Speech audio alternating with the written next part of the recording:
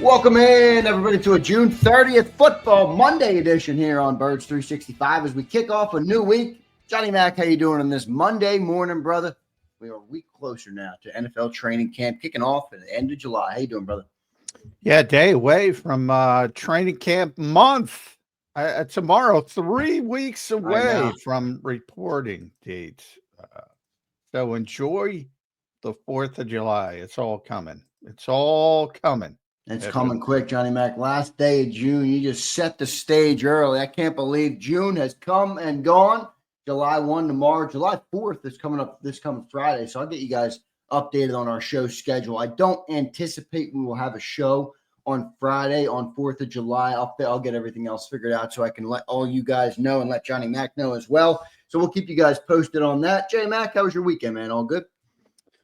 Yeah, no catastrophes. That's all you can count on in life. You never know what's going to happen, what curveball's coming, but all good. I hope everybody had a good weekend and is charged up and ready to go. Absolutely, Johnny Mac. Cruising right along here, man. Getting closer, as we just pointed out, getting closer to training camp coming up at the end of July. The Devontae Smith softball game was this weekend. Admittedly, I didn't see too much on it. I had a Johnny Mac level honeydew list this weekend that I was hammering. So it wasn't able to follow along. But we'll have Jeff Kerr on a little bit later on today. He'll tell us about that. So that was pretty cool, though. That's always good to load up Twitter, John, and see a walk-off home run for Cooper DeJean. I'm like, this guy legitimately does everything. Cooper DeJean is a superstar. It's funny. I wouldn't get too hyped about those walk-ups, walk-off home runs. They batting practice meatballs down the middle. Yeah, they batting practice pitch that. Every year, dating back to the Carson softball game, it seems to end every year with a big comeback. It's like the Harlem Globetrotters, basically. Right. Well, you got to hit it, though. So the Globetrotters beat the Generals every time, but it's still exciting, Johnny, man. Exactly. So always amazed how they can pull that off, but they seem to pull it off pretty consistently. Yeah, no doubt about it. Good stuff by Devontae Smith, raising some money, too, for charity. I believe he does that for. So well done by him. Johnny Mac, we've been running down our top 25 list. We'll get into that. I mentioned we'll have Jeff Kerr a little bit later on in the show. I do want to welcome and thank everybody for being here on this last day of June, as we've reminded you all, whether you like that or don't like it, it is the last day of June. So thank you all for being here. Hit that like button. Appreciate each and every one of you. Tony's in here, Brian, Steve, Drozone, Cali Baby, Philly Joker. What's up, brother? I think that's Cody K, Philly Joker. Good to see everybody in here. Steve, good morning, brother. Good morning, Brian. Hope everybody is having a great start to their week, and I hope you all had a great weekend. John, let's dive right back into our top 25 list, man. Last week we got from 25 down to 18. Mora Wajoma was where we left at number 18. 19 was Jalen Hunt.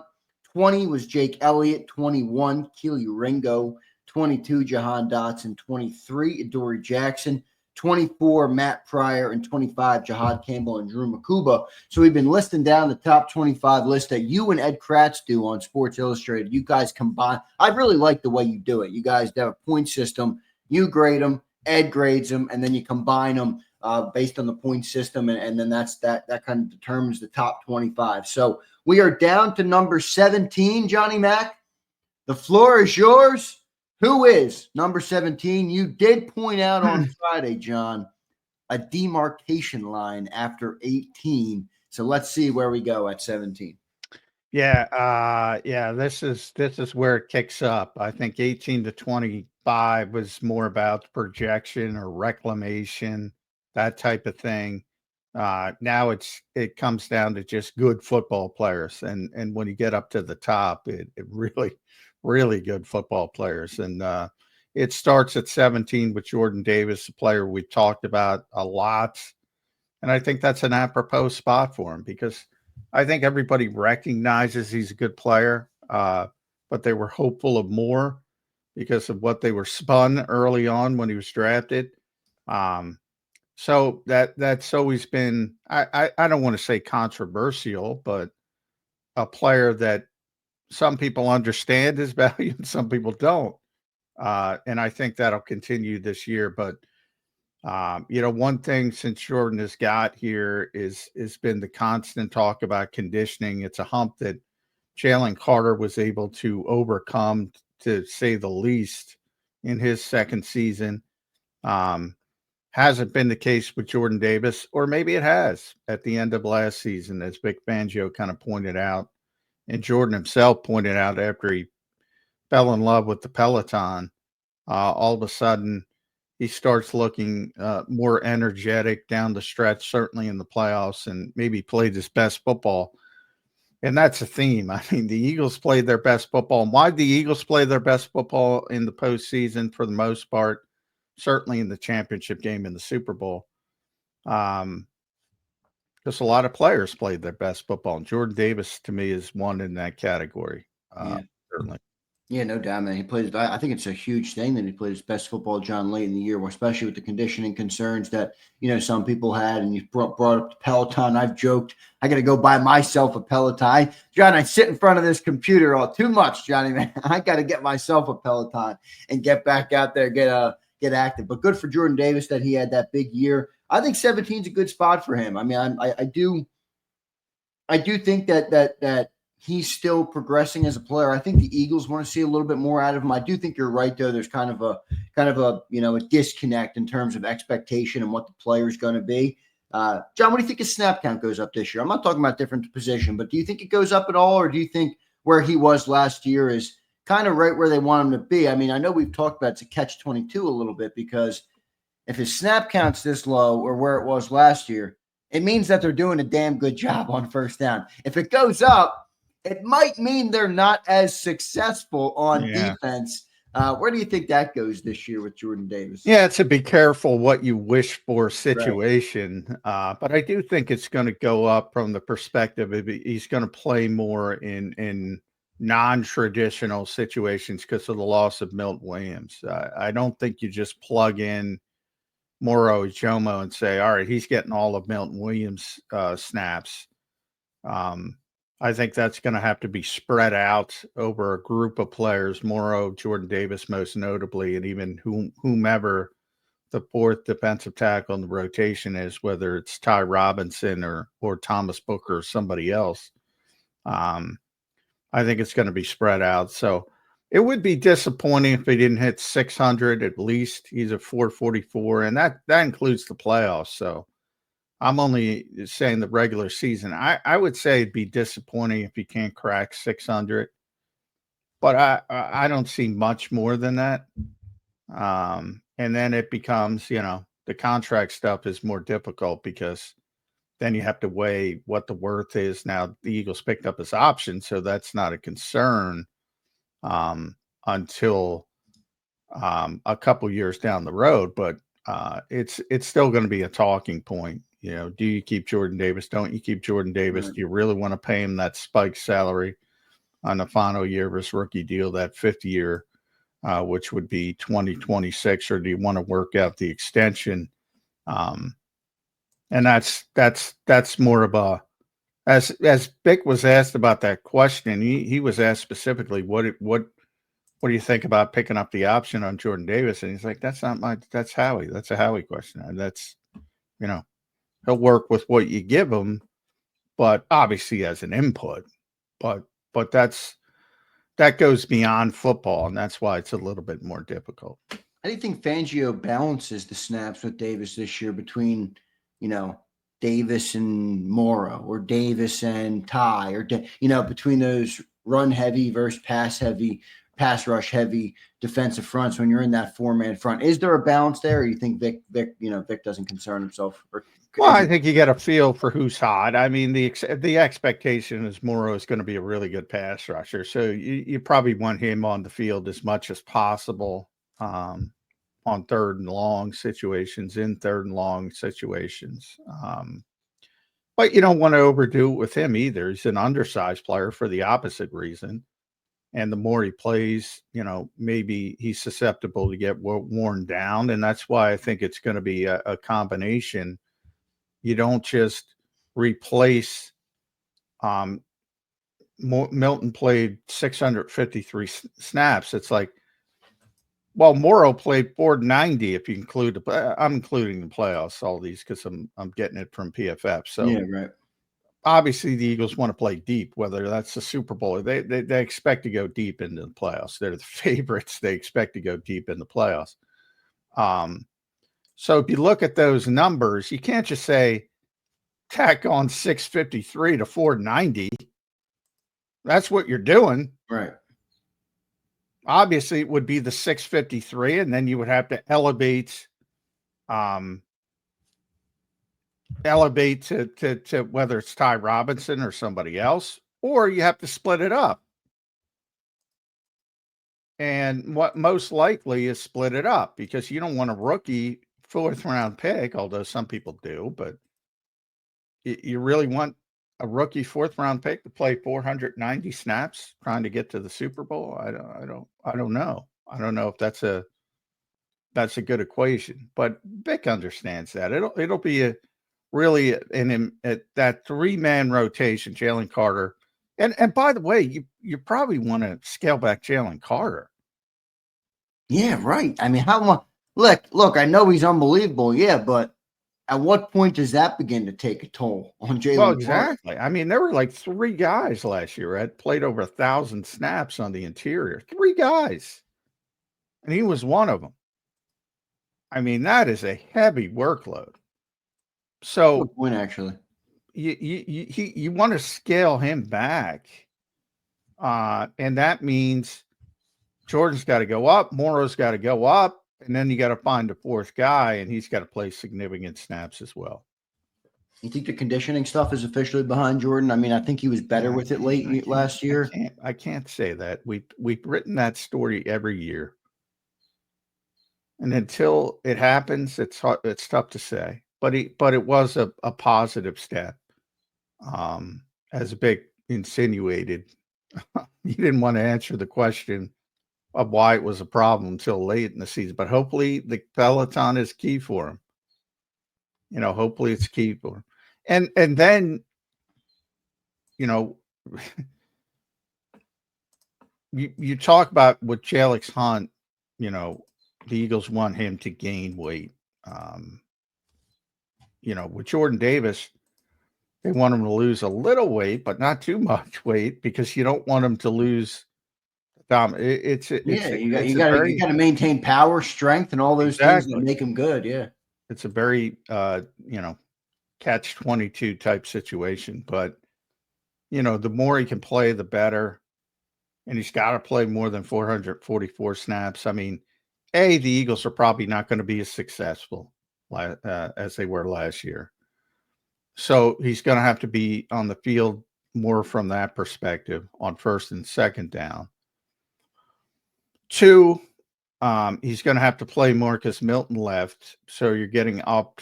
So, 444 to 600, I think, is not a bad goal from a playing time perspective. Yeah, I think that's where it'll fall too. I think that's where it'll fall. We'll see how it all shakes out with Jordan Davis. I'm pretty confident in the player, but definitely still some question marks there, as John pointed out, with some of the conditioning and some of those things. But obviously a great player. The question for me is, how does it evolve, if it evolves at all, on Jordan Davis? And we'll see. We'll be watching that closely. Looking forward to seeing what he can do now in year number 4 for Jordan Davis. John, let's keep rolling down the list. We got Jeff Kerr coming up. I wanted to get to the 2 that we missed over the weekend. We are now. So Jordan Davis comes in at number 17 on the top 25 list. John, number 16, the floor is yours once again. Who do we got, Johnny Mac? Georgia, Bulldogs Day here on Birds 365. Nakobe Dean comes in at number 16. And I can't help feeling he'd be higher if he didn't get hurt, but he got hurt, and that factors into people's thinking, including Ed's and my own. But he had a great season last year. I thought it was over, because of the Zach Bond story, basically turning from an afterthought in New Orleans to a first-team All-Pro. I think a lot of people missed, Nakobe Dean really broke out as well. And I think you hear about it when Vic talks about him. He had a career year, to say the least. His first year, a lot of people, he wasn't hurt his first year. He just sort of like Nolan Smith. He was a special teams player. He played every game. But then in 2023, when he was expected to step up and be a starter, he had the 2 foot injuries. The last one was the Lisfranc, which was really serious. That kind of wiped out his season, limited him to 5 games. Very difficult rehab. Then he comes back last year, all the talk, Devin White talk, Devin White, Devin White, Devin White, and all the while, Vic is just preparing, Nakobe Dean and making him earn it, forcing him to prove himself, and it worked to a really high level degree. Tremendous season, and then he got hurt in the wild card game against Green Bay. Torn left patellar tendon, very serious injury. Again, the second serious rehab. So you do have to be. It's very valid to be concerned about his long-term future from an injury perspective, but it's also valid to point out how good he was last season. The quarterback of the Eagles defense. And Vic keeps saying, look, no matter what you're talking about, where Zach plays, where Jahad Campbell ultimately plays for this season, if Nakobe's healthy, Nakobe's going to be the middle linebacker. And then that might not be possible in 2026. And it might not even be possible that he returns at a high level because of the injury. So there's a lot of question marks. But off how he played last season and the assumption he's going to be healthy, the Eagles have a very good middle linebacker. Very good middle linebacker. Yeah. Oh, for sure. No doubt about it. I mean, you're right about him having a breakout year. And John, it also is a contract year for him, which I do wonder how that plays into, him coming back from that injury. I know the player knows that, obviously. The agent knows that. The team knows that. I don't know how much it changes. Maybe it doesn't change anything, but I do think that's a real element when you're a player like Nakobe. You don't want to rush back. You want to make sure you're healthy. You want to make sure you're putting good film on tape, all those different things. So I wonder how much, if any, that has an impact on Nakobe's year. Has a huge impact. I mean, look, if he doesn't get hurt, if you play it out and he continues the season, the Eagles win the Super Bowl, he's probably already extended. And they don't draft Jahad Campbell. Right. I mean, it's already so from that on, his camp understands there's no extension coming. He's got to get healthy. He's got to prove that. So I'm not sure, other than, from a human being perspective, when he's alone and maybe some of those doubts creep into your mind and say, oh, that's some bad luck. Because last year was really playing for that extension and he was hitting a home run and he got hurt. And it's a very serious injury, to the fact that you understand it from both perspectives. The Eagles have to wait. And Nakobe is probably disappointed that the Eagles have to wait. We'll see what ends up happening with Nakobe Dean. I do think he's going to have a big. I do think he's going to bounce back, but I am curious to see. The one thing I struggle with on Nakobe, and I do like the player a lot. I think he's great. Seems like a great dude. Seems like a good leader in the locker room. Seems like everything you want in a guy that you have on your football team. But I just don't see the path. I don't see the path. Now, I don't. And 2026, I mean, they drafted Campbell, so I mean, if he didn't get hurt, they probably don't draft Campbell. I think the path on Nakobe Dean is way more bleak than it is on Jordan Davis. I mean, you can see you can't replace Jordan Davis. I mean, he's 340 pounds. There's not many of those dudes in the league. So if they have established they want a nose, they're going to pay Jordan Davis. I can see the path. Now I can debate it or discuss it or talk about the differences. With Nakobe, I don't really see it. Yeah, I don't see it either. If he plays well, he'll other than, maybe people are so concerned about the injury history that dampens his market. And maybe you can get him back at a 1-year deal for a decent amount. it's a very small window because he's either going to outplay the Eagles' ability to keep him, or he's going to not be healthy, and it'll be all right. We gotta turn the page type situation. Very, very small window, and then because then you're setting back again, similar to Ringo with all the talk about bringing in a veteran corner when it was Jair Alexander. The Eagles should bring in Jair Alexander. Blah blah blah. Similar to, you got to shit or get off the pot. How many years did Kaylee Ringo? It's his turn. If you believe in the player. At Jihad Campbell, the way they talked about him, you really want to sit him for 2 years? Doesn't make sense. Zero. So, yeah, I don't, long term. Big difference too with Ringo being a 4th rounder, Jihad's a first rounder, obviously. Yeah, well, it's even bigger. That's why I say you're not waiting for the 3rd year. Damn sure. You're definitely not doing that. With a 1st round pick, and even though he's 31st, if he didn't have his injury concerns, he's probably a top 15 pick. So they're not sitting him for 2 years. I guarantee you that. What's your feeling? I know it's obviously impossible to predict this or know this answer, but what's your feeling on when Nakobe will be back? Week 4, week 8, week 12? Any idea? Any time in your head? I mean, midway, week 8, week 9, midway. That's what I'm guessing. Yeah, half the season. That's kind of where my thought is on a couple of guys. It's where my thought is on Nakobe. It's where my thought is on Campbell, and it's where my thought is on who's the other injured guy coming into the year? Well, Campbell will be ready. Campbell will be ready to practice sometime in August. So, I mean, that is more to do with the Cooper thing, like from last year. That is more to do.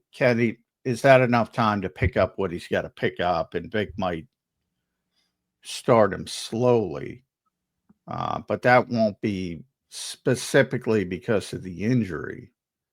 He should be cleared from that to practice sometime in August, fully. And so, he'll be on the field before middle of the season. It might be an unlimited fashion. Might be as I said, it's easier to get on there as a situational pass rusher than a 3-down linebacker. But a lot of that depends on Trotter as well. Is Trotter playing well? Can you afford to wait? Sometimes, like with Alex Hunt and the injuries last year at the end of the season, sometimes you can't afford to wait. And you got to throw somebody in the deep end of the pool. So a lot of things come into that. But if Vic has his druthers, yeah, he'd probably like to bring him along slowly. But it'll be healthy. He should be healthy by relatively early in the season. Good stuff there, Johnny Mac. John, we're rolling on the top 25 now, down to 16. Officially, we'll have 15 for you guys tomorrow. All right, so Jordan Davis comes in at 17. Nakobe Dean comes in at 16. So we've officially done 25 through 16 with 15 to go here on Birds 365 on the Ed Kratz, John McMullen Top 25 Countdown. I see the great Jeff Kerr in our green room. I know Jeff had a good weekend. He was over at the Devontae Smith softball game. I wonder what Jeff saw, found out, learned, or discussed, or whatever he saw. Let's bring him up now here. Jeff Kerr joining us on Birds 365. You can follow him at Jeff Kerr CBS and read all his work at CBS Sports. The great Jeff Kerr. How you doing this morning, brother? Pretty good, Zander. You're right. It was a good weekend. Softball game was a lot of fun. Got to see the F1 movie, which is excellent, by the way, if you like movies. I would recommend that. I saw some mixed reviews on the F1 movie. I think the mixed review again. I don't listen to critics too much. I don't think half the critics. I'll listen to the Jeff Kerr review more than any other. Like what you like. That's what I say. Yeah, that's how I am. Like what you like. It was. Look,